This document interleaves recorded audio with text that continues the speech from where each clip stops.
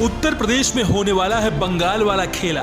क्या बदल जाएंगे प्रदेश के तमाम सियासी समीकरण? क्या योगी पर नहीं रहा उनके विधायकों को भरोसा? क्या योगी के मंत्री को उनके विकास के दावों में दिख रही है हार?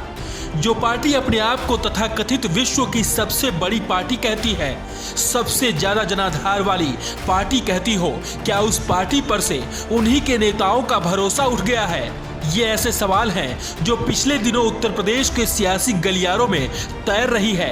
अब तो जनता भी सवाल करने लगी है, क्या योगी जी को चुनाव में उतारने के लिए उम्मीदवार तक नहीं मिलने वाले हैं? लेकिन आखिर ऐसा क्या हुआ जिससे बीजेपी के सामने उम्मीदवार उतारने तक के लाले पड़ रहे हैं? उत्तर प्रदेश की सियासी हवा का रुख बदल चुका है। सूबे की हवा में समाजवादी रंग ऐसा घुल रहा है जिससे प्रदेश के तमाम नेता अखिलेश की तरफ खींचे चले आ रहे हैं। आज प्रदेश के तमाम छोटे दलों की एक ही ख्वाहिश है कि किसी तरह से अखिलेश की साइकिल पर सवार हो जाए तो 2022 में उनकी सियासी नैया पार हो जाए।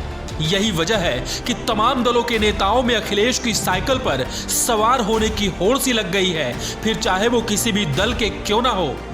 लेकिन अब अखिलेश के साथी और सुभाषपा के अध्यक्ष ओम प्रकाश राजभर ने ऐसा बयान दे दिया है जिससे बीजेपी के सामने आगे कुआं और पीछे खाई वाली स्थिति हो गई है।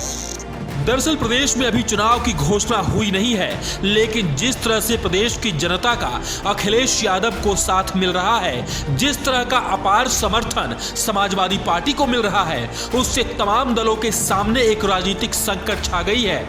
यही वजह है कि एक एक कर तमाम दलों के सर्वे सर्वाओं के सबसे करीबी नेताओं का सपा में आने का सिलसिला लगातार जाहिर है सभी को अखिलेश यादव में अपना सियासी भविष्य दिख रहा है। अब इसी को लेकर ओम प्रकाश राजभर ने एक बड़ा खुलासा किया है। दरअसल ओम प्रकाश राजभर ने कहा, बस कुछ दिन और इंतजार कीजिए, चुनाव की घोषणा होने के बाद प्रदेश में एक बड़ा सियासी उलटफेर होने वाला है। जो बीजेपी 300 प्लस का नारा दे रही है, उसे प्रदेश की सभी सीटों पर चुनाव लड़ाने के लिए उम्मीदवार तक नहीं मिलने वाले हैं। चुनाव की घोषणा के बाद बीजेपी के 150 विधायक और योगी सरकार के 2 मंत्री बीजेपी को छोड़कर हमारे पाले में आने वाले हैं।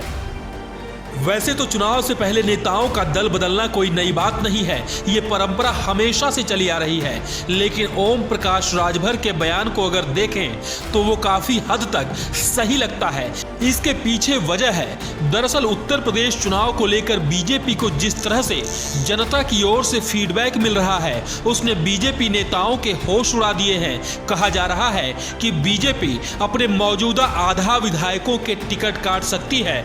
मसलन करीब 150 से ज्यादा विधायकों के टिकट कटने की पूरी उम्मीद है, और ये वो विधायक हैं जो वर्तमान में विधायक हैं। अब इन दोनों बातों को अगर मिलाएं, पहली बात जो ओम प्रकाश राजभर ने कही कि बीजेपी के 150 से ज्यादा विधायक बीजेपी छोड़ने वाले हैं, और दूसरी बात बीजेपी अपने आधा से ज्यादा मौजूदा विधायकों का टिकट काट सकती है।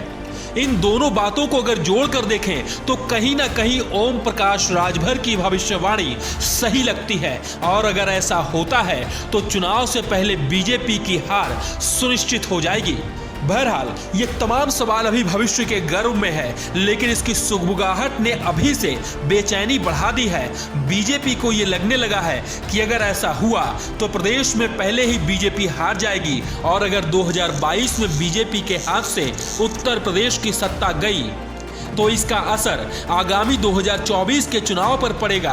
और ऐसे में कहीं 2024 में अगर बीजेपी के हाथ से केंद्र की सत्ता निकल जाए, और अगर ऐसा हुआ तो बीजेपी के लिए ये किसी सदमे से कम नहीं होगा।